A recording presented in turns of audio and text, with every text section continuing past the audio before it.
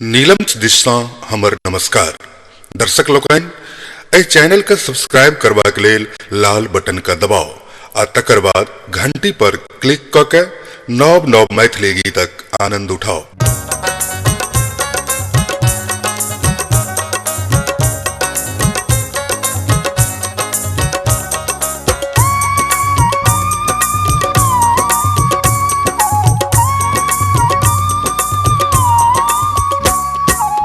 छन छन मन उड़ई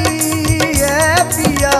गाम ने हमर एलैया हो छन छन मन उड़ई पिया गाम ने हमर एलैया पिया गाम ने हमर एलैया।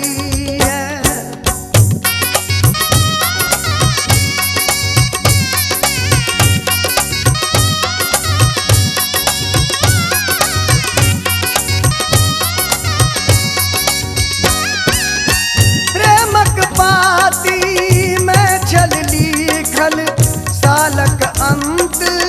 में आयब बड़ा दिनक जे छुट्टी भेटत संगे संग बीतायब से सब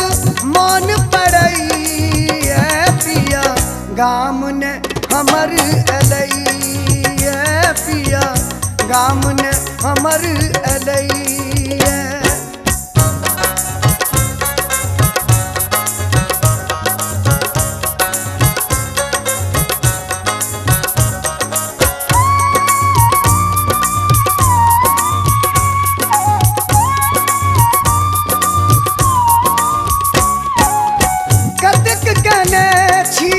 कबुला पाती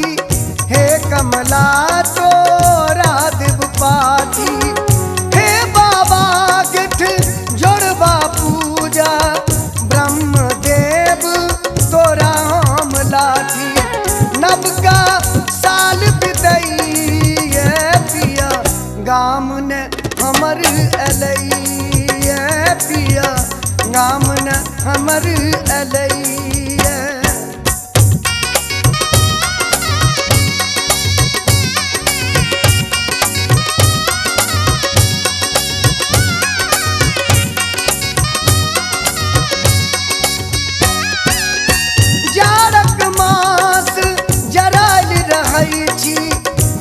कहिया हम कोना रहै छी भूखलो हम भरी पूस रहब धरी अहाँ रहू से हम कहै छी सरस ने बात बुझई पिया गाम ने हमर एलैया पिया गाम ने हमर एलैया हो छन छन मन उड़ई पिया गाम ने हमर एलैया पिया गाम ने हमर एलैया पिया गाम ने हमर एलैया पिया गाम ने हमर एलैया।